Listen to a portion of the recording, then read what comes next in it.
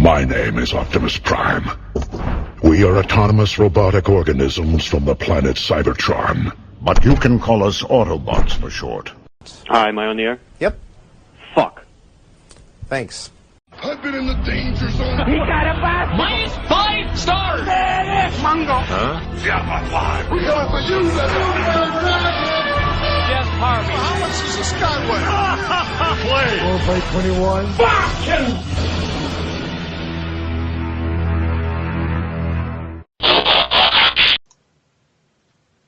Alrighty, well, what is going down, everybody? Welcome to a brand new Am I Still on the Air?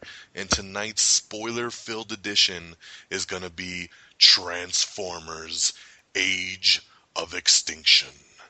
It is June 28th. This new Transformers movie just came out yesterday in theaters worldwide. We went and saw it. Of course, I'm being joined once again. I'm glad to have the full panel back. Geeky Pat, and now on Twitter, for My Peeples, the artist formerly known as Peeps the Geek, is back with us. And the three of us went and saw this actually on Thursday night for the very first showing in town in IMAX 3D, and enjoyed 2 hours and 45 minutes worth of this fourth Transformers film. So we are going to break it down.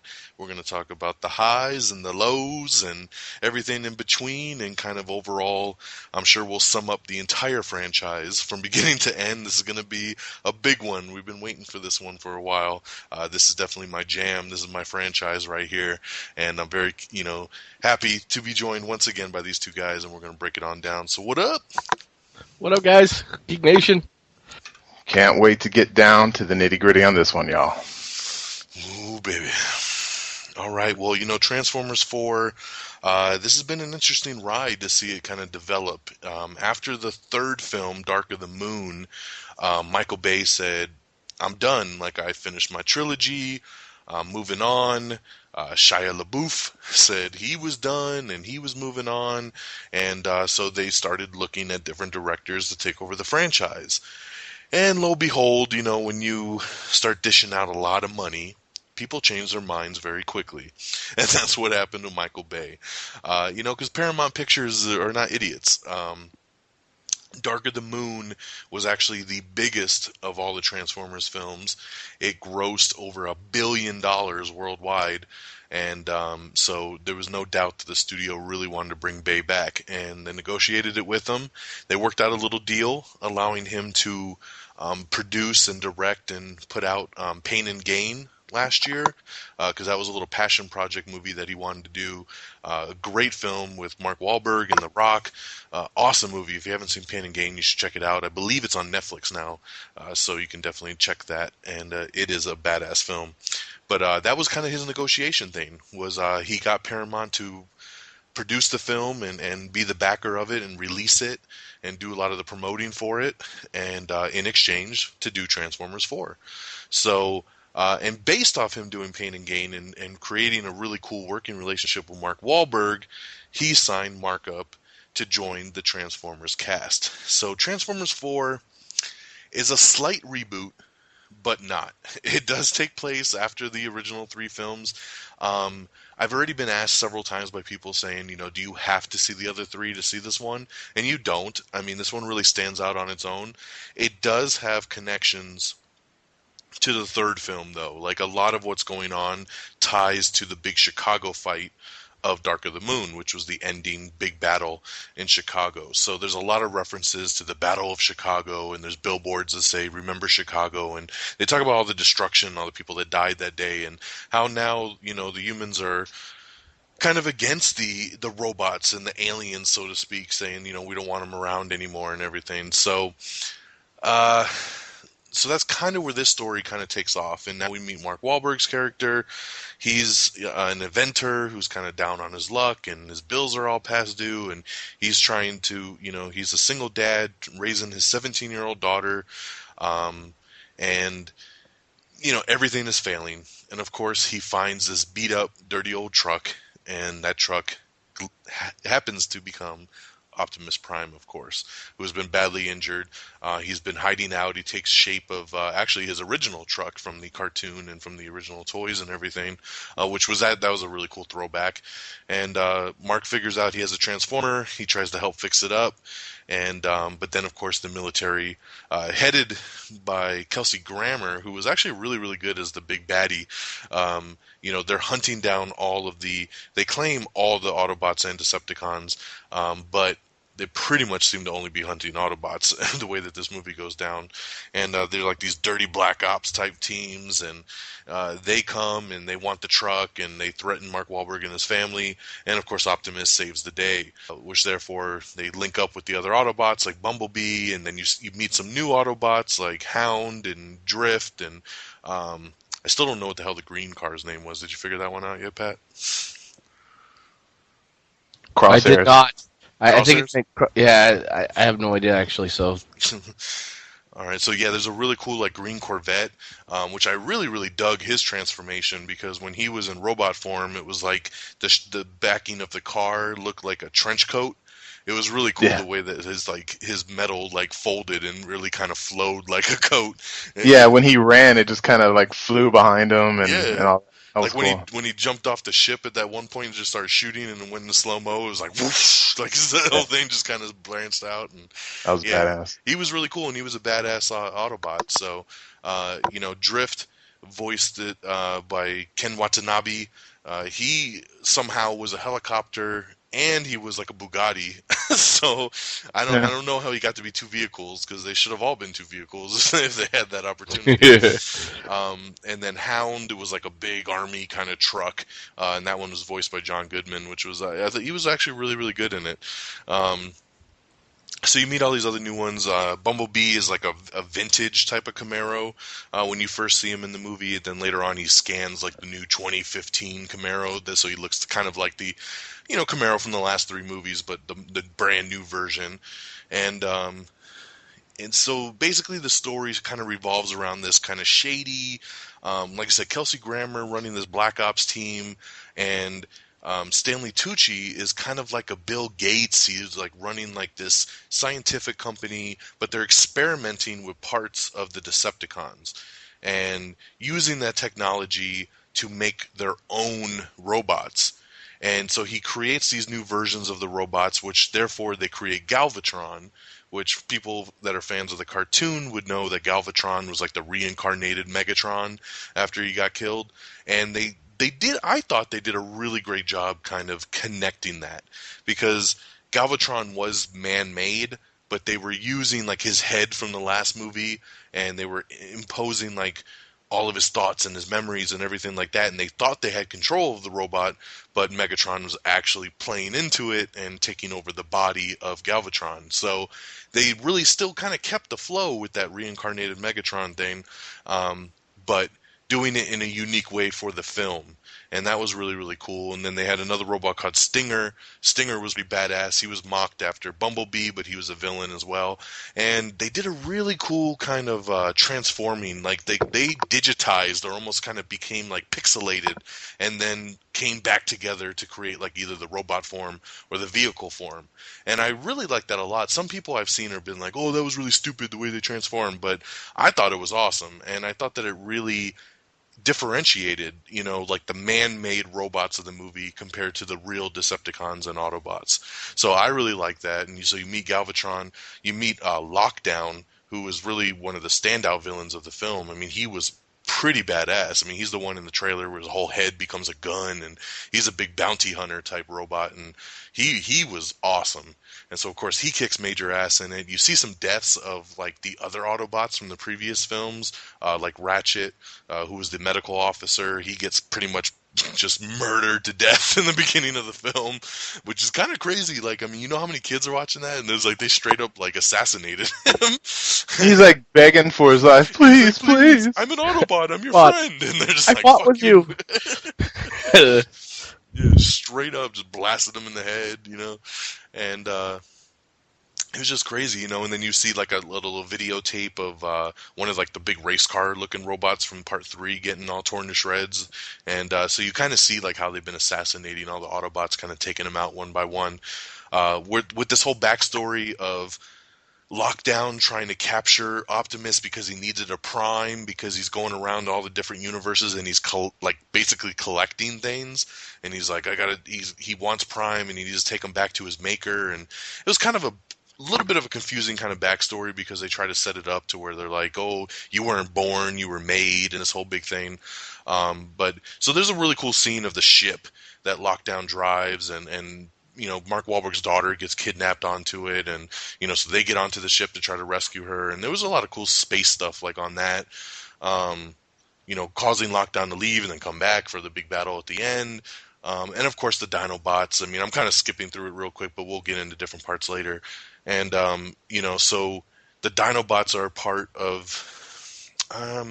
So they, in the beginning of the film, you see when the dinosaurs were around, and these alien ships come and they drop these things called the seed, and the seed hits the ground and basically just crystallizes everything for miles. And that's pretty much how they try to explain how the dinosaurs got wiped out. So I kind of like that explanation and stuff. And then, so I guess that's where the Dinobots came from, was that they were around back then, and then they've been held captive on this ship and everything. So Optimus kind of sets them free. They're not on the same level at first, and then Optimus and Grimlock get into a fight for respect. Optimus lays the beat down, and then Grimlock's like, okay, like, you want to ride me out, and let's go. And that was awesome. I mean, the whole big battle at the end of the film, it runs about the last half hour of the movie. It takes place over in China, and it's awesome. I mean, that battle is insane. The Dinobots were ginormous. And I mean, it's crazy, man. Lockdown ships flying over the city, and it's sucking things up and throwing things down. It reminded me of the ship in Man of Steel. You remember how that was kind of like lifting things up and throwing everything back down? Yeah. Dubstep style. Yeah. Pat and I call that the dubstep ship. The dubstep ship. Wah, wah, wah, wah. Yeah. But yeah, that reminded me totally of the Man of Steel ship. Like, they're just kind of sucking things up, throwing it back down. And, it was just awesome. I mean, the graphics, the visuals, I mean, just top-notch as they always are in these films. If there's one thing that Bay knows how to do, it's blow shit up and give you amazing action, and that's what he did once again. Overall, like, I love the cast shift that they did in this movie. Mark Wahlberg is one of my favorite actors, so I was super, super stoked from day one to hear that he was joining the cast. I didn't mind Shia LaBeouf in the first three films, but it was nice to like kind of put that chapter to rest and move towards a different story. So I really appreciated that. I wouldn't have minded if they kind of kept with that, but by the fourth film, I think you need to change shit up. So it was nice to see the Autobots relate with different humans, and I liked the connection that they had with Mark Wahlberg's character, because there was kind of like that. They didn't trust each other, and then they earned each other's respect at different points of the film, and it was really, really cool. And Mark Wahlberg's daughter in the film, I know her from Bates Motel. I love that show, and she's on that show and super sexy. And so she was on that. T.J. Miller, I believe is his name. He was the guy that worked with Mark Wahlberg in the film. He's hilarious. Lucas Flannery, I think is his name. In the movie? Yeah, remember they're like, Lucas died. Oh, yeah. So, yeah, I forgot what his name was, but his real name is like T.J. Miller. But I love that guy. Like, I've been a fan of his for years, and he's never really carried a movie, but he's always one of those guys that pops up in little side roles. And he's on the HBO show Silicon Valley right now, and I love that show. And he's just a super funny dude. So he was a good comedic aspect to the film. There's a part where the seed that Lockdown throws down a seed, and they're running for their lives, and actually TJ gets stuck in the seed and dies and becomes crystallized and everything. And I know when we talked after the movie, I was saying I was really, really shocked by that, because I didn't think they were going to actually kill somebody off. I mean, in those typical action type films, you run for your life, you dodge all the bullets, and you always dodge the danger. It's right at the back of your heels, but you always escape it. And they actually did something really cool there with that character getting kind of stuck and just frozen into the the crystals, and that was really, really cool, and it kind of added an element of that darker kind of tone that this movie had. I didn't think that this movie was as silly and slapsticky as like the last two films were, which I liked a lot. And so everything, of course, pans out in the end. Stanley Tucci's character finally realizes, what he's been doing and kind of the repercussions of it, and he starts helping out Mark Wahlberg and everybody, and and at the end of the day, it was kind of weird how Optimus just told the Dinobots kind of like, thanks guys, and now you're free, go have fun. And they're just like, okay, and they just like run off into like the wilderness, and it's like, I don't know how you just set off these gigantic fucking Dinobots, but they're just running around somewhere now. And then China. Yeah, they're just running around China somewhere. They're gonna go hide out, and so not like they can really blend in. No. I'm just a Triceratops. Don't mind me. Don't mind me. Big pterodactyl just flying over the city. Yeah. But it was cool. And they wrap everything up, and then Optimus basically is like, I got to take off. I need to find these motherfuckers that are hunting us down, and maybe I'll see you again someday. And he takes off like Superman at the end of the film, and he's just flying outside the Earth with his shield up, and and he's like, I'm gonna go find these people, and I'm gonna go kick some ass. So I like the way it left it open. As of right now, Transformers 5 is already locked in for 2016. Even though Paramount Pictures is saying like, oh, we haven't confirmed anything yet. Nothing's confirmed in the books. I hate when they do shit like that, because there was a licensing expo a couple weeks ago, and there's pictures all over the internet of this licensing expo, and all over it is like posters and official titles and everything for movies that are coming out for like the next 3 years. And they had a Transformers 5 thing at the licensing expo that said 2016, and it's like, but of course the studio's like, oh, no, we don't know what you're talking about. I'm sure Mark Wahlberg is contracted in. Michael Bay, I feel like he'll probably come back, but I don't know. I mean, I know it was a stretch for him to come back to do the fourth one. I don't know if he's revigorated now after doing this to where he's like, yeah, let me do a fifth. As much as I love Michael Bay, I think I kind of want a different director to step in just to kind of get a different tone and see where somebody else takes the franchise at this point, because when you get a franchise with the same director every time, it starts to kind of blend, and they start to become a lot of the same thing. And I think at this point, as much as I love Michael Bay's style and it really works for a Transformer film, I think I'd be interested really to see where this goes with a different director behind it. But I like where the story left off, because, I mean, you could get another movie now, and your first, half hour, 45 minutes could all take place on another planet, everything else, like with Optimus taking off like that, meeting up with other Autobots that are on different planets and stuff like that, and then maybe he brings them all back to Earth with him, and then now we have a new Autobot clan. There's so much. I mean, we know we're going to get more of Galvatron, because he was, of course, in pure cartoon style, he's on top of the hill, like, we'll get you next time, Optimus. It was pure cartoon style. It was so awesome. But overall, man, I loved it. I mean, I really, really did. I wouldn't say it's my favorite of the franchise. The first movie for me stands so far above and beyond anything else. I love the first movie. It's one of my all-time favorite films. And if I had to rank them right now, I would do part 1, this new one, part 4, 3, then 2. That's how I would rank them out if I had to rank them right now. But I loved it. It gave me exactly what I wanted. This movie's getting ripped to shreds by critics right now. Mm-hmm. I mean, it's getting smashed. I think on Rotten Tomatoes it's like 18% right now by critics, and about 75% from the fan view. And to me, I have to laugh at that, because I don't know what critics are thinking when they go into a movie like this. It's like, it's my beef with it, being that I feel like I'm a critic to my own extent since I do this show every week, and I review movies on a weekly basis, and I really do judge them, but I feel like I judge them on a fan level. And I don't understand why a lot of critics don't do that. Like, they overanalyze everything. Like, you can't go into a Transformers movie and then be like, oh my god, the plot and the acting and some of the dialogue, and this isn't going to be any award-winning film, blah, blah, blah, blah, blah. Who gives a shit? It's Transformers. All I want from this film is fucking big robots fighting, in action, great visual effects. That's all I want. That's all I need, and that's what we get every time with these films.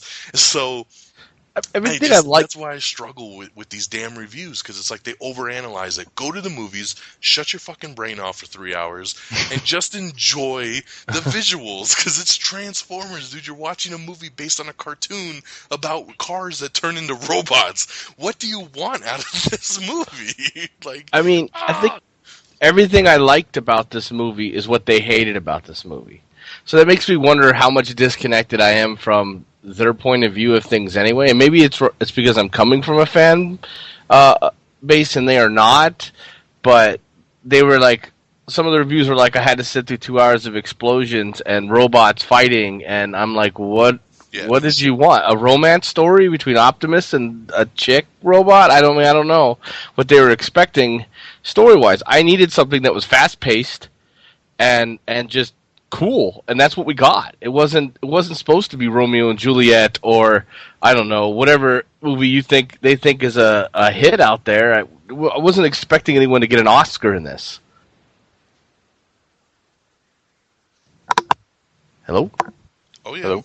I don't know. It was cool. I don't know about you guys, but I think I'm right there with you. It's exactly like Pacific Rim. I went into that movie saying, all right, I've seen the trailer. It's about a robot punching a big monster in the face. I hope they don't disappoint. They didn't disappoint. I saw plenty of robots punching plenty of monsters in the face. Yeah, the story was a little but the action, the ridiculous flying monster scenes and carrying a giant boat down the street just to bash it over the face. It's like, I don't care. I love it. I was entertained, And Ninja Assassin, I always use that for an example. When I went to go see that movie, I wanted to see ninjas assassinate people. And it happened. So I loved that movie. So, and then people give it beef because of the storyline and because the character development and the direction of this, that, and the third. And it's like, come on, like you. And I don't like when they do that. Like they did that in the Spider-Man film. Like it was so much Peter Parker and Mary Jane love story triangle with Harry, and oh my God, who is he going to end up with at the end of the day? I don't care. Let me see him whipping down the streets. That's what I want to see. And I saw robots in disguise, so yeah. I was pleased. Exactly, man. You nailed it on the head, and it's like, and I'm so glad that we can agree on those fronts. Like, we don't go into these movies being like, man, I can't wait to see, what this story unfolds, and what they give me. I hope Mark Wahlberg gets a job midway through the movie. It's fucking Transformers. I don't get it, dude. I just don't get it. Like, when I read a review and they're like, there was too much action in this movie. Are you fucking kidding me? Yeah. How can you complain of too much action? Like, it's what this is. It's Transformers. I don't understand it, and it infuriates me so much because the more and more I read of negative reviews on this film, I'm banging my head against the wall going, what do you want? I just want to know what people want. It was like, it's like they would have done Godzilla, and Godzilla fought the entire film, and then people were like, there was too much Godzilla in that Godzilla movie. Exactly. Who's gonna do that? I don't get it.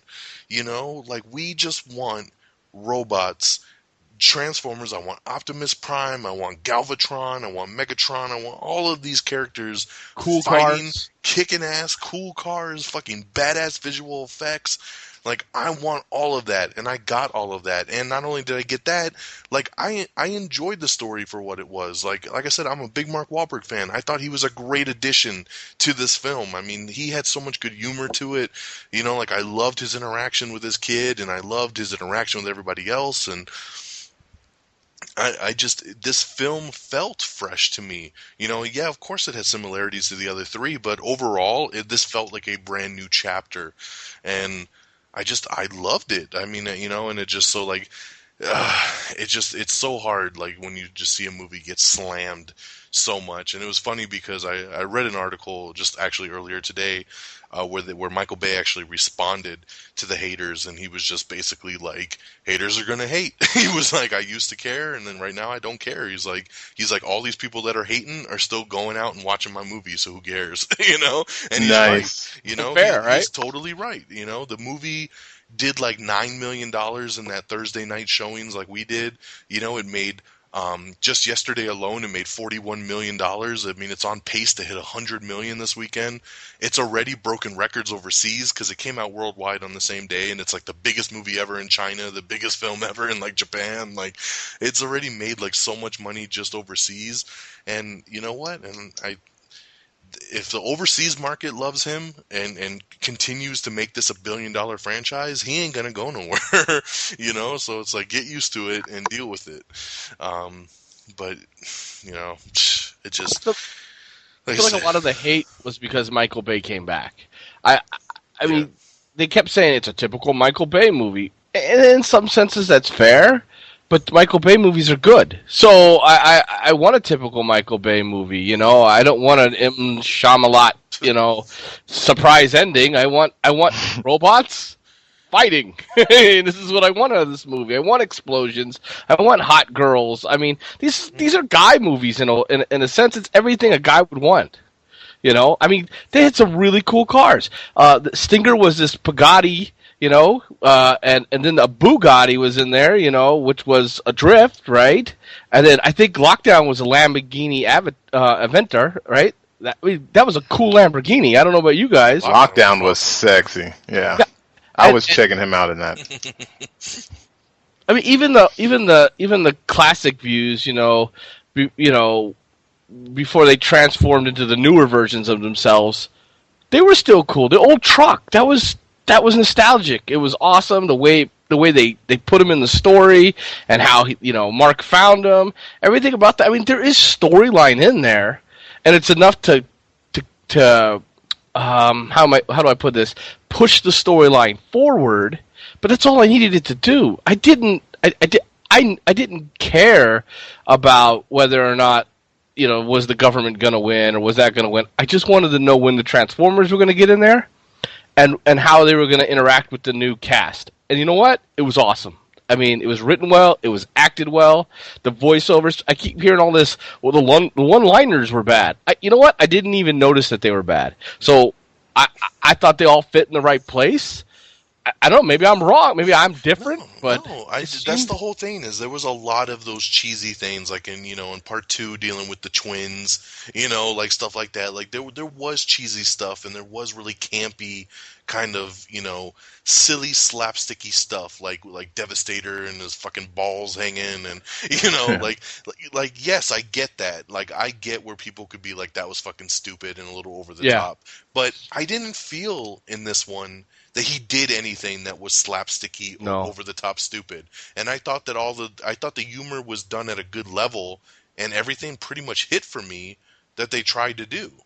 Like, so I don't see where that complaint comes in, because they're like, oh, here he goes again, and it's like, and to me, I'm like, I didn't feel that way with this film. I felt like he really skimmed back on a lot of that over the top silliness and really made this one a darker version of the Transformers films.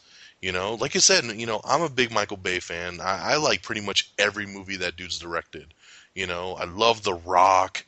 I'm a big fan of Armageddon. Like I said, I love Pain and Gain. I mean, that dude has done some big, big movies. And if you're gonna do a movie like Transformers, who do you get to make a big action blockbuster movie? You get Michael Bay. Joss Whedon. Oh, sorry. No, you get Michael Bay because he's the big. No one does action like Michael Bay. Like there's a friend of mine that I have on Facebook that I just want to just punch in the gut so bad because he's a filmmaker himself, and he lives in New York, and he's the pickiest dude I've ever met in my life when it comes to films. He doesn't like anything. That dude hates on like every movie that comes out. And of course he went and saw this, and I knew he was going to hate on it because he hated the first 3.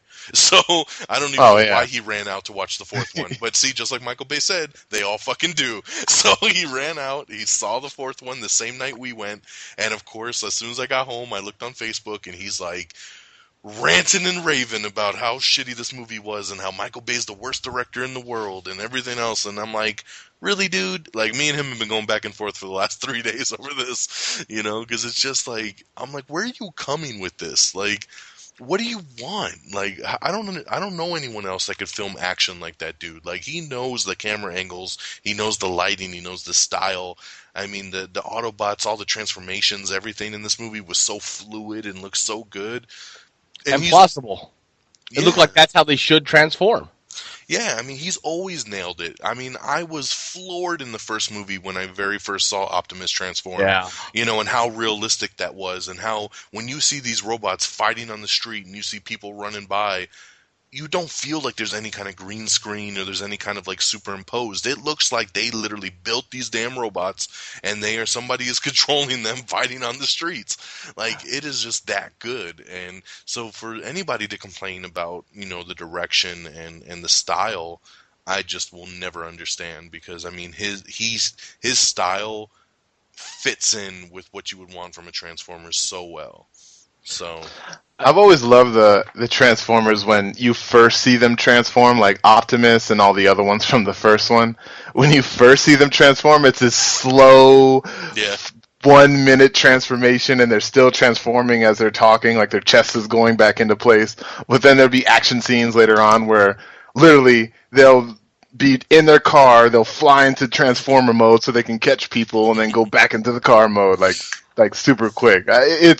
It's like, you can nitpick at that if you want, but it's like cool. I still like it. Yeah. Well, how cool of a scene is that, though? I mean, because they did that in the third movie, and it blew my mind. Yeah. In the third movie, there's the scene where Shia LaBeouf and his girl is in Bumblebee, and the car skids and jumps in the air and transforms, and he's like, like falling out of the car, and it just like catches him, and then changes right back into his car version, and he's like sitting in the driver's seat like, what the fuck, and that scene blew my mind when I saw it in part 3, and they had just as cool of a scene in the fourth one when Optimus and Bumblebee were on the highway on that one scene, and it went to slow motion, and they both transformed into the robot form. Like, Optimus caught one person, and Bumblebee caught the other two, and Optimus like turns sideways and like falls through a truck, and like it was just so awesome. Like, I mean, like scenes like that like kill me because they're so Nobody cares about all the other pedestrians that are dying in the battlefield, but just don't let anything happen to Mark Wahlberg. That's whatever you do. Yeah, well, they're friends. But there was a reason for that. Mark saved Optimus, so he owed him. But come on, collateral damage. Permission to stay with the boy. We haven't gotten into any of that. I don't know if we will, but hey, I'll get into whatever you want to get into. But there was just so much cool action scenes like that. I mean, I love like the slow motion catches, and especially when they're in car form and they're inside the car when they transform, and all of a sudden they're getting flung up in the air and then they get caught, and it's awesome, man. Like, when Bumblebee like rescued them, like when they were escaping the alien spaceship and they were on the wires, and those like dogs started chewing the wires and stuff, and then Bumblebee jumped and he caught them all, and visually it's just so impressive what they do. But even the actors, when they say there's no real good lines and there's no story development, even the actors, like Stanley Tucci's character, I hated him in the beginning. But at the end, I was rooting for him. And he was kind of the bad guy / good guy, I mean... He's just more of an opportunist in my eyes. Yeah, but I mean, he wasn't thinking anything was going to be used for bad.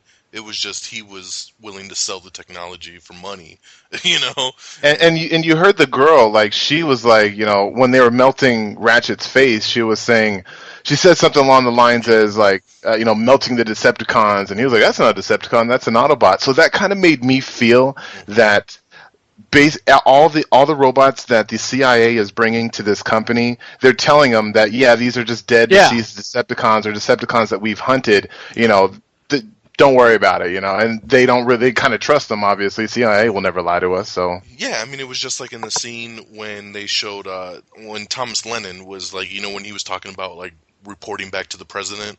And Kelsey great Grammer. actor. Yeah, I love that dude. And Lieutenant Dangle. And Yeah. you know, when he was sitting there and Kelsey Grammer was sitting on the couch and he was like, you know, everything's going fine. Just tell the president everything's going fine. And he's like, well, you know, can I take a picture with Optimus? And they said whatever about capturing Optimus, and you could tell because he was even like, well, he's a good guy. He's on our side, isn't he? You know, and it was like you can see those moments where it's like, why are we going after the good guys? You know, and it was just like because that you could tell that wasn't the plan. You know, and that was what, you know, Kelsey Grammer was doing was because he was working with the Decepticons was to, you know, help get rid of all the Autobots by doing that kind of a scheme. Well, I think the deal that he had with Lockdown was just to really get Optimus, and you know, while they're doing that, if they find any other Autobots or any other, they'll use the Lockdown to help them take them out so that they can take it back to that company. It's just that was my take on it. No, and that's how I felt too.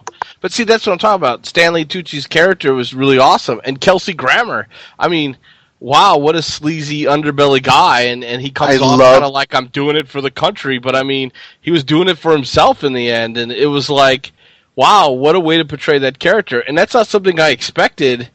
You know, and Titus, I can't remember his last name, like Wells something. Well, anyway, he played the assassin. I mean, the specialist leader. Yeah, the special ops guy.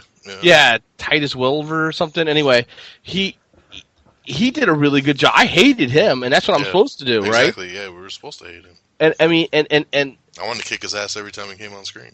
Yeah.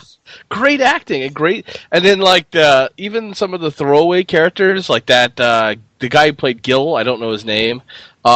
Gil, remember he was the guy they kept calling about the scene. He's all playing with the My Little Pony. It turns into a gun. It turns right. No eating during the tours. Yeah, no eating during the tours. When did that rule come into play? You know, he was funny. I mean, I actually cared about these characters more than I should have because I wanted to really like the Transformers, and that's really what I came in for. What's that guy's name? Jack something you said earlier. The guy who played Shane. That guy. I mean, the chemistry between Jack him Reiner. and there you go. Him and Mark Wahlberg when he finds out he's dating his daughter. The way that they interacted was hated that guy. Yeah, it was awesome. Hated that guy. But the chemistry was great, you know, because he meets them like when they're in that chase, and then he's like, "Wait a minute, who the hell are you?" You know, and they're like driving, and "Oh, I'm your girlfriend, your daughter's boyfriend," and like, damn right you're not, you know, like it's just like, you know, and like I love that chemistry between them. And by the end of the movie, they were like family, and it was like natural, it wasn't forced. It was like this thing that happened. There was even other throwaway characters that he wasn't a throwaway character, but that girl Darcy in the movie, the blonde-haired chick who was like found the dinosaur in the beginning of the movie. Yeah. And then I don't remember the Asian lady's name that kicked all the butt near the end. But these characters it was cool to see them all alive. I was worried about them. I was attached to characters I shouldn't have been attached to, which makes me wonder why they're so hard on this movie. I mean, you got characters who obviously aren't that important to the story. I mean, you could have cut them out and it wouldn't have really mattered as much. But they added something. They moved the story forward. And again, that's what's important. That's what stories are supposed to do. I mean, characters are supposed to develop and move forward. If they're not doing anything, they're not supposed to be in the story. And every character that, I mean, except for the extras, really, but any character that was like named and used in the story, they added something to it. Yeah, totally. No, I enjoyed all of that. I thought everybody played a very good role. I liked the way all the characters came together. You know, and the thing for me too is, I mean, like I said, the movie ran 2 hours and 45 minutes. It was the longest of the bunch, and to me, I don't know how you guys felt, but like, I didn't feel like it was an almost 3-hour movie. No, I didn't even notice. It was like over too soon to me. Yeah, like no, I did not have that the third Lord of the Rings movie feel when I'm like, it's not over yet. Why? How is this not over? I know, because that's another thing, you know, as you read these reviews, you see people just being like, oh, it dragged and it was on too long, and I'm like, how could you ever think this movie dragged? Like, there's always something going on in this fucking film. It was a rocket ride. From the moment the rocket shot off, it was all action. And the movie never really slowed down. I mean, there was a little bit of light moments here and there, but you need that when you got so much shit going on. Yeah, exactly. You need a break. But like for an almost 3-hour film, I did not feel that way whatsoever. And so like that's another piece that I laugh at. When I've been so blown away by how many people are like, it was too long, they should have cut like an hour out of it and this and that, and I'm like, to me, like, I want a movie like this to be over 2 hours long, easily, because it's a movie going experience. If I'm gonna pay $15 to go watch this movie in IMAX, I want to get my money's worth, and I want a full movie that's going to take me over 2 hours, especially when it's something, like Transformers or X-Men or, whatever the case may be. I want a full movie. I don't want to be gypped with 90 minutes or an hour 45. Like, to me, that's not a complete film. Like, you need to be over 2 hours. And I knew it would be longer because, like I said, all the other three are about 2.5 hour movies. And he took it longer on this, and it did not bother me whatsoever. No, not at all. And you know what? You brought up a good point. You told me when we first were going to go see this movie that he shot it in a special IMAX camera, and it really showed. I mean, there was so much detail and high definition, and this is one of the few movies that I suggest if you can go see it in IMAX 3D, do, because it really added something like to the movie. There's so many movies that I've seen, especially with you now, with IMAX 3D, that, I could have saw it in 3D and it wouldn't have mattered. I mean, this really popped, and I don't remember. I think it was you that was telling me that, right? There was a special camera or something that he filmed this with. Yeah, he did an IMAX 3D camera, which this was the first film using the 3D IMAX visual camera. Because most movies in IMAX that we see they're just edited. They're just altered to fit that IMAX screen. They're enhanced. It's like a post conversion. But he actually filmed it with a true IMAX camera for that format. And not only was it an IMAX camera, but it was a 3D camera. So a lot of the elements were filmed in 3D rather than being post converted in production. It popped. It really did. It popped. It did. Like, there were a lot of missiles, that they would shoot and it'd fly past the camera, and you're like, oh, snap! And the scene when they were in China and Mark Wahlberg and CIA dude are jumping on the roof, and all those little, it's the garbage and all that is flying down from the roof, and the camera's looking straight up at it. I'm like, oh, no, here it comes. So, yeah. No, it was definitely pleasing, that everything, maybe, I don't know, maybe the people who didn't enjoy the movie as much didn't see it in IMAX 3D, and maybe that's why they didn't enjoy it as much as we did, because it just didn't look as good. They would have just complained that it was too loud, and it was too clear and big for them. Yeah, it was too clear, yeah. The sound quality was too booming, and it hurt my ears. And I seriously doubt that most reviewers actually go to the movie. I think they get a copy sent to them, but I think they go to a special showing or something. I don't know. I don't think they go to the downtown and go into the movie theater with everybody else. Which kind of sucks, because that's the experience. Like, there's movies like Avatar and like this movie, it's like you can watch them at home or in your own home theater, but it does not have the same effect and the same feel, like how you guys were saying with Day After Tomorrow. Like, you have to see those movies in the theater to get the whole, the feeling for it. Same thing, like even comedies. Like, it's great to see a comedy in the theater with a bunch of other people cracking up. It just kind of adds to it, I think. That energy, yeah. Well, and we talked about that when we went and saw it on that Thursday night, because we said, we're going to like that first screening on a Thursday night, so you're seeing it with other people that are super diehards for it, so you get a good feel. And it was just like when this movie was over, what happened? People started clapping, people were excited, and it's like, it's funny that we could be in a theater showing like that's pretty much sold out. People are clapping and standing up and cheering for this film at the end, and then you leave and like you get on like Facebook and you see like a review being like, "What an utter piece of shit," and it's just like, yeah, you're like, what? Like, I just left like a standing ovation applause for this film, like what happened here? It's just so weird, like the disconnect sometimes with these films.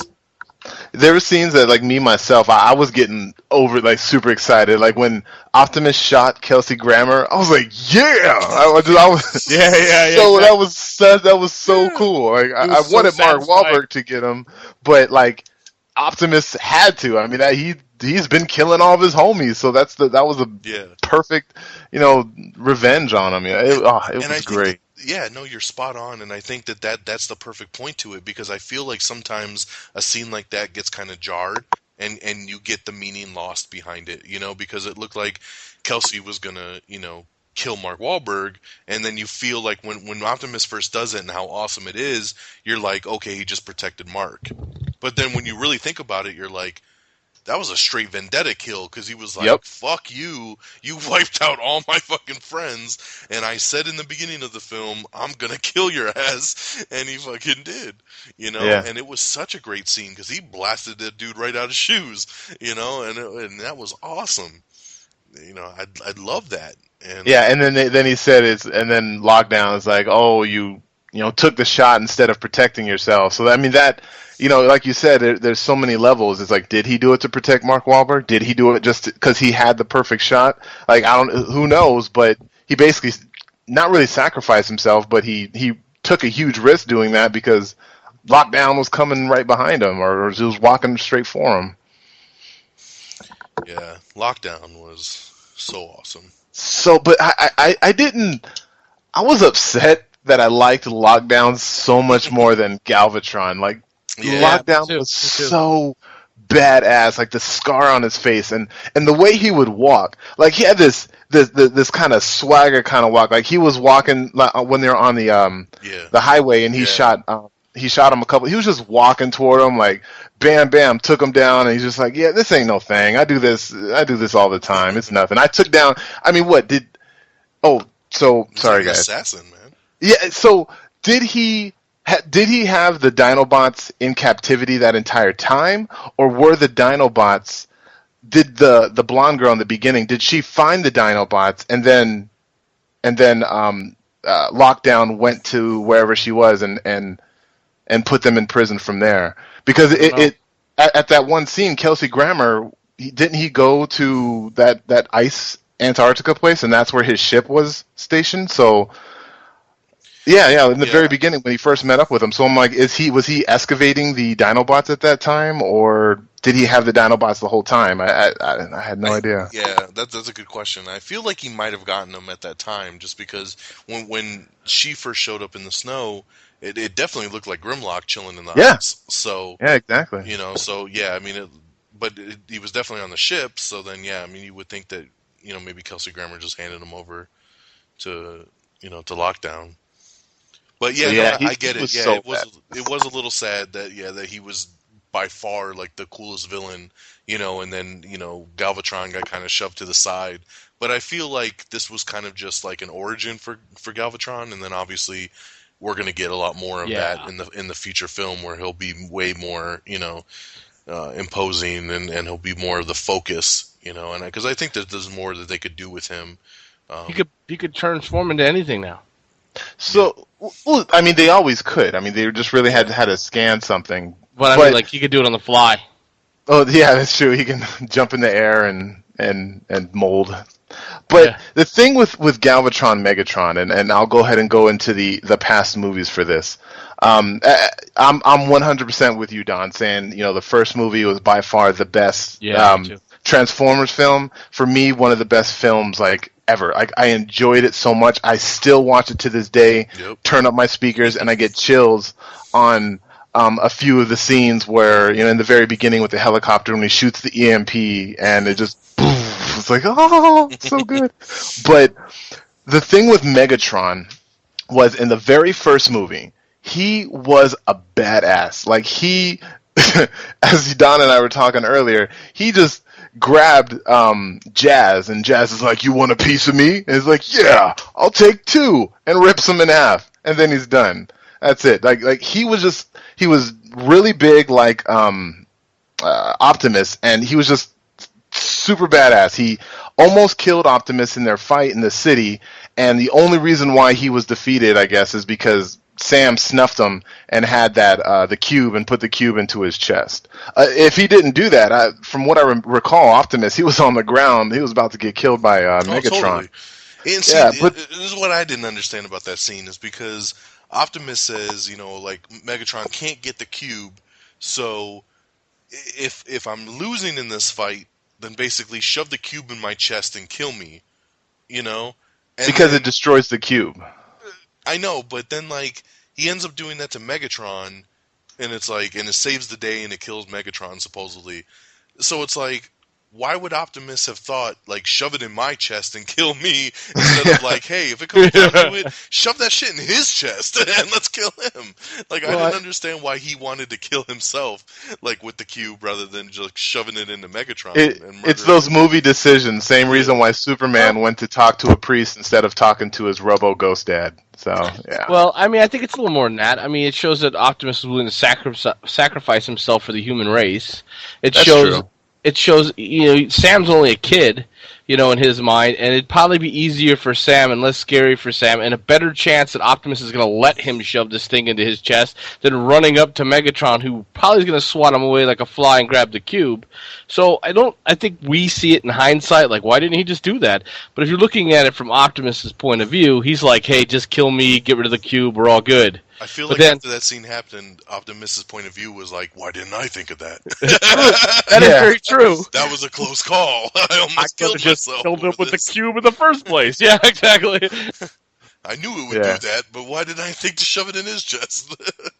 Yeah, and then in the second movie, Optimus, or Megatron got his ass kicked by Optimus because he was like Optimus 2.0 with Jetfire's armor that he had on him.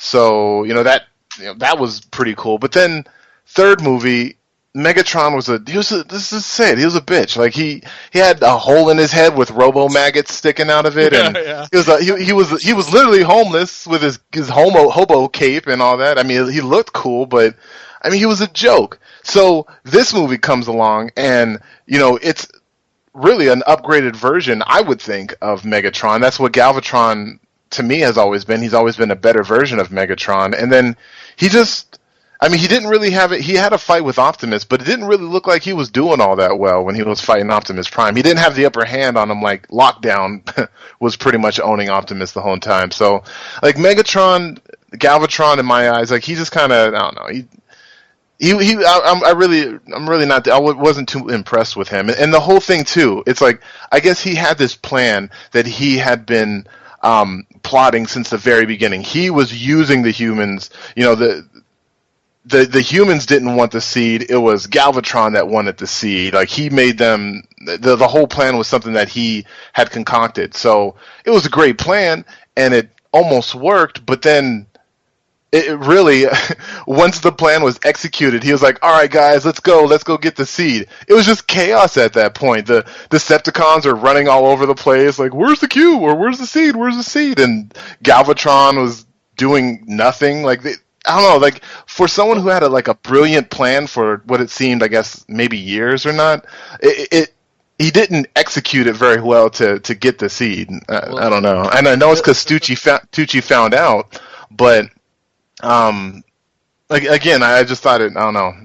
Well, the military term I like to use, and you'll have heard it many times, is the first thing that goes out the window when you meet the enemy is the plan. So, I don't think these guys, the Autobot, the Decepticons he had at that time, they were just like brand new, and they were like barely had AI intelligence because he kind of like breathed life into them, didn't they? Otherwise, they were all being remote controlled. So, when I first left the movie, I was like, why didn't they transform and fight this way? But then it dawned on me that these guys just got their sentience from Megatron, or, at the time, so maybe they weren't battle ready or whatever. They were the worst recruits ever. All they were there for. They were like putties in the Power Rangers, where like, I'm just here to get my ass kicked. Well, they did the same thing in Part 2, though.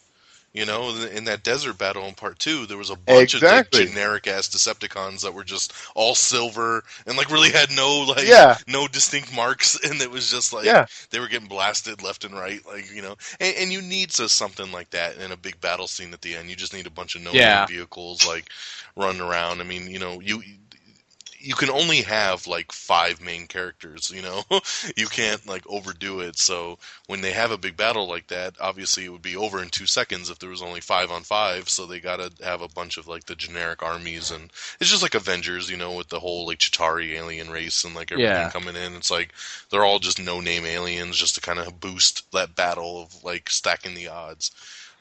True, but I mean which they needed, so then when Optimus came riding on Grimlock, it was like, oh hell, here we go, like to really even the odds there. But I mean, I think the person that was more underutilized wasn't really even Galvatron. It was Lockdown. I felt like he needed to do more at the end, and he kind of just like they trick him and he leaves the planet, and that's it. So the battle is not. He's not even in that battle much until he comes back. So I feel like somewhat in the movie he was underutilized for how cool he was to me.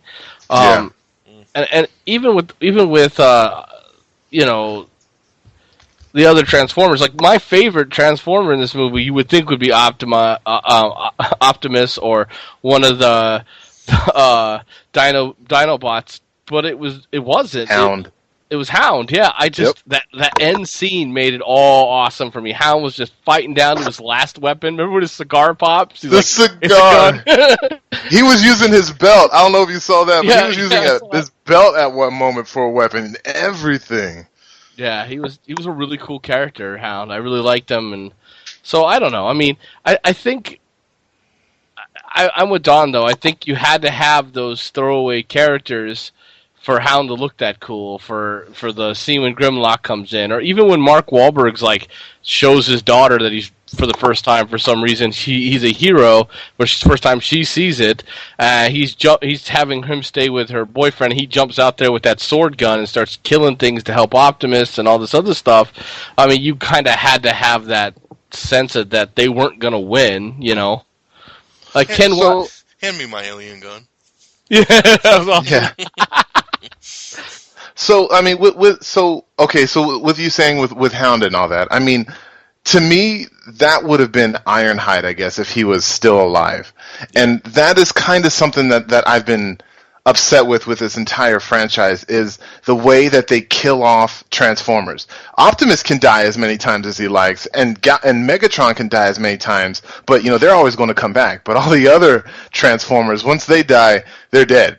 You know, it's like the whole scene with, Kung Pao. It's like, well, Master, if you're alive, and Lin, you're alive, then surely Wind Blow's alive. Oh, no, he's actually dead.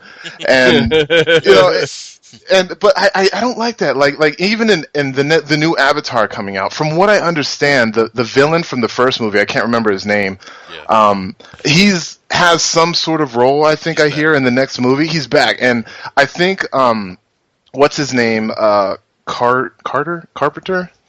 John Carpenter, the maker. I think he said something like Cameron. There you go. That's the same guy. Not really. He said something like, "Nobody, leave me alone. It's the Thing versus Avatar. I get it. I know it." But he said that in sci-fi, nobody is truly dead. Nobody really dies in a sci-fi movie, which is true. But in the Transformers, like the first movie, you know, they give you the intro for the 5 Transformers, like, I'm Optimus Prime, the leader. You already know your guardian, Bumblebee. And here's Ironhide. I've got guns and I'm a badass. And there's Ratchet. Yeah, so they do the whole intro. What's up, little and bitches? What's up, bitches? What's up, little bitches? Oh, the token robot. There we go. But so my point is that like, they give you an intro. They even give you not really an introduction with the Decepticons, but they did the whole Bone Crusher reporting, Starscream reporting, Barricade reporting. You know, they had little, you know, I know, I still remember all their names, but so you have a great, you know, hero team, and where's Barricade? But we'll talk about that later. But in the next movies, the second movie they keep the hero team, which I liked. The villain team, they didn't really keep anybody except for Starscream and Megatron, which I was kind of bummed out about.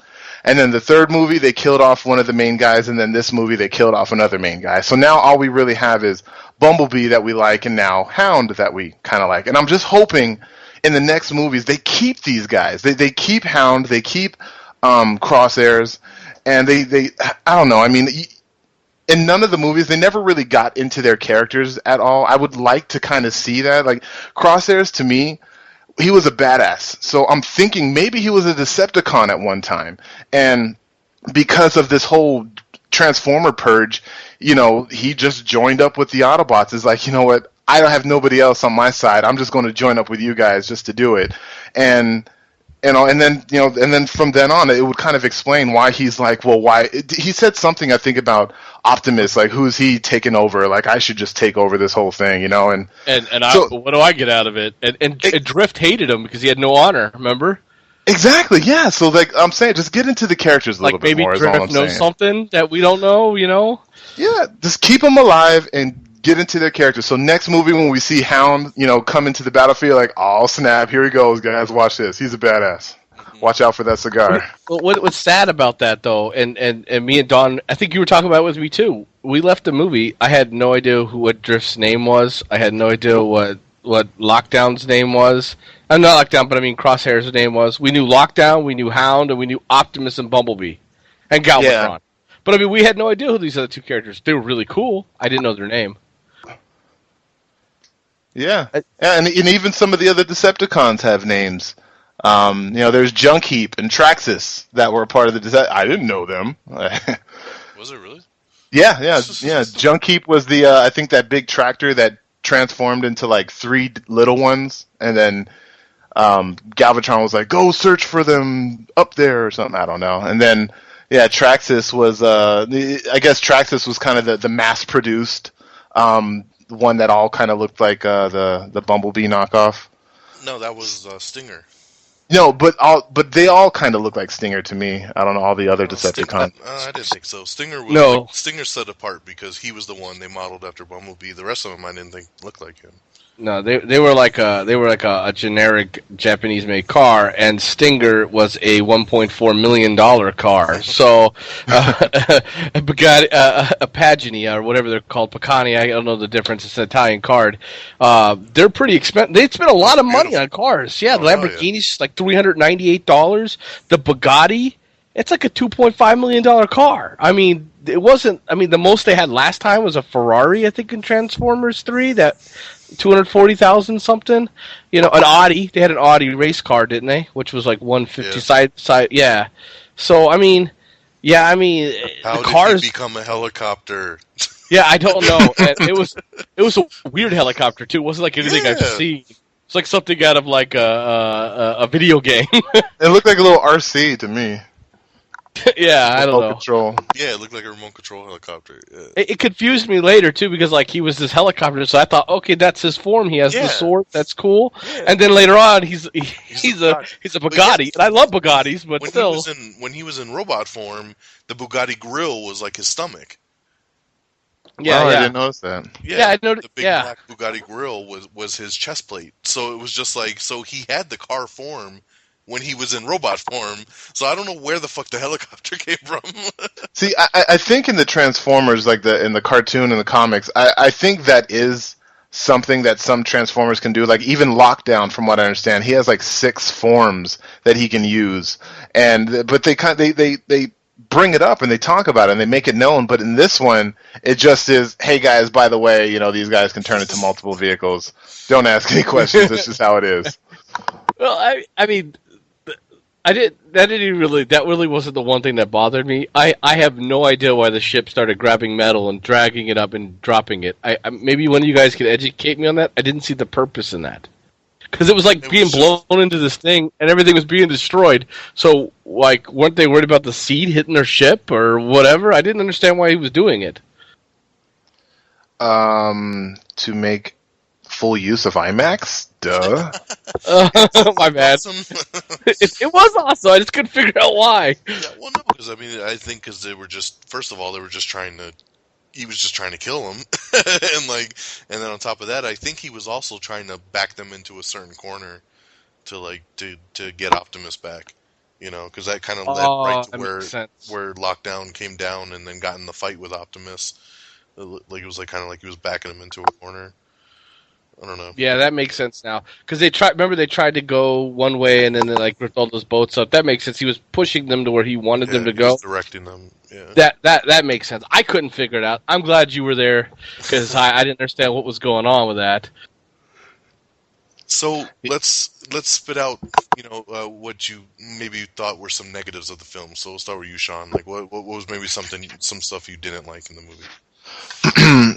Well, the first thing I couldn't stand. I liked the daughter in the beginning of the movie, but I couldn't stand her towards the middle and the end. How she would run to the boyfriend, "Thank you for saving me," but no, it was Mark Wahlberg that saved you, bitch. And even the boyfriend, the way he was talking to Mark Wahlberg, like, "Ooh, you ain't got a job, but I do," and like, "Ooh, I'm gonna take care of your daughter, all right." Like, I wanted Mark Wahlberg to punch him in the face at least once. And I don't even know what his accent was. It was like an Irish, Texas, kind of I don't know, but I didn't. I guess I wanted a little bit more for the Dinobots. I mean, watching the trailer and Age of Extinction, it just to me sounded like this is a Dinobots-ish movie, and in the end, the Dinobots just really had a cameo. It kind of seemed like, yeah, they wouldn't have won the war if it wasn't for the Dinobots, but I would have liked to see, like, I guess, a bit more of them throughout the movie. Like, maybe Optimus and Grimlock hated each other in the beginning of the movie and they fought. And then towards the end, they do the whole, the enemy of my enemy is my friend. And then they kind of team up and then find out that, you know, we're actually, you know, we're pretty good teammates or something like that. I don't know. And then I haven't seen the movie a second time. And once I do, maybe everything I'm about to say is going to be null and void. But I do not remember them talking. I think I do recall Grimlock saying something in Transformish or whatever their language is. Once when he was hanging upside down right before Optimus freed him. But after that, I don't remember any of them talking. And I guess I would have just kind of liked for them to be, I don't know, just to speak a little bit more. Like from what I'm reading here, it sounds like Slug, the Triceratops was, I think like a demolition expert, and the Strafe, the bird or the pterodon was a assault infantry, and the Spinosaurus guy, I don't even remember his name, but he was another type of specialist. And it's like I didn't get that at all. I just got that they're crazy, bloodthirsty dinosaurs that wanted to chew on other robots. I don't know. I guess I just kind of wanted a little bit more from the Dinobots. And like you said, hey guys, thanks for helping us out. Now run free and do whatever you want and cause havoc. Kill people, don't kill people. I don't know what you're going to do, but just don't do it around me. But you're free. Exactly. Yeah, and so that was cool. And like you said, I hated. And it's a good thing, and I think, you know, you're a good actor if you get someone to hate you. But I truly hated that gray-haired CIA guy. Like, I could not stand him. Yes, I just James Savoy or something was he's a SHIELD character's agent. name. He's a SHIELD agent. Oh yeah. I could not stand that guy. And then the whole Optimus Prime in the beginning, like he was on the verge of death, but then when the CIA came to his house, he was like, I'm all better now because. What was he better when he scanned the sexy truck? Is that when he became all 100% no holds? He wasn't. Like I that's have no what I'm saying. idea Like, what happened but there. it's like because he scanned it, he was able to like refresh himself, I guess. Because he even said, "I need a medic. I need to get to my team so they can heal me." But he really didn't. So yeah, and I didn't get the impression that Mark Wahlberg had worked on him very much. Yeah. By that point, like I knew, it felt like it was like it was like a couple hours. He had maybe touched up a couple things, and he wasn't even a good inventor. I mean, that robot that would call 911 didn't even call 911. So I don't know. And when Lucas went to the he sent Lucas off. He's like, "Go get these parts stat." The guy comes back with like a handful of things that didn't matter, like a drill and it was like these aren't parts that you needed to go to the hardware store to fix a giant space robot. Come on. Now and the same thing with like Pacific Rim. Like a lot of people, you know, to give Pacific Rim grief because they whip out these weapons and these items that if they would have just used it from the beginning, they probably wouldn't have had such a difficult time. But with Optimus and his rocket boots, like, are you telling me he had those rocket boots the whole time and didn't use them? I don't know, when the big when the ship was coming at you and you could have flew up there and took out Lockdown or something. I don't know. It's like, I don't know. And then him just flying off at the end, and he could. It just seems like he could have did that whenever he wanted. Like he could have did that when things were getting bad for the Transformers. You'd be like, you know what? I'm just going to fly out. I don't know. Come on, Bumblebee, I'll give you a ride. Yeah, exactly. When they were getting hunted, like, why would he hide out in that old truck for him? Instead, I would just take off. just peace out. Yeah, sorry guys. If y'all Send He out didn't another have rocket boots until he scanned the new truck. See, that was that's what it was. See, Pat, I should have asked you that before I started talking. I'm sorry. And what I said before, I don't like that they kill Transformers or even Decepticons. Like, I don't like that they killed Lockdown. I liked him so much, I didn't want him to die. Like, he was a neutral character. Yeah, it sucks for Optimus that he was after you, but I don't know. I just didn't want him to. I want Optimus maybe to beat him down and be like, "Get out of here! If you come back, I'm gonna give you the same ass whooping," kind of thing. And just And another grievance I had, I guess, is really with the story and with the whole creators. I was kind of hoping for some more cube action. The first movie starts, and maybe we'll have Don, reenact that whole opening scene, but the first movie starts with the cube. Before time began. Here we go. It was the cube. See, and it was all about the cube. The cube is what created the Transformers. So if these pink-fingered beings are the ones that created the cube, then why not, maybe they'll get into that in the next movie. I don't know, but why not talk about that a little bit more? Like, the cube was so important in the first movie. It was super important in the second movie because the cube could never be destroyed. The cube will only transform. So it transforms into Sam's brain, and Sam is seeing all these funky things and writing all these weird words. So I'm thinking maybe Sam is now like an architect of Transformers somehow. I don't know. Maybe he can shoot a Hadouken fireball and then create a Transformer. I don't know. But then the third movie happens and nope, nothing. There's no cube. We don't even want the cube anymore. All we're doing is killing robots. So whatever. And then this movie happens. I was just hoping more of the cube, and it didn't. So I'll stop crying. I'll cry a little bit later. But Pat, did you have any beef with this movie at all? Well, first off, I loved this movie. Absolutely loved it. I don't know what Don gave it. I forgot to look, but I think it's a 5 movie. I just loved everything about it. It's a guy's movie too. I mean, it really is. But some of the issues I had with it were very trivial, I guess. I don't remember what happened to the big ship at the end. I don't remember. Did it destroyed?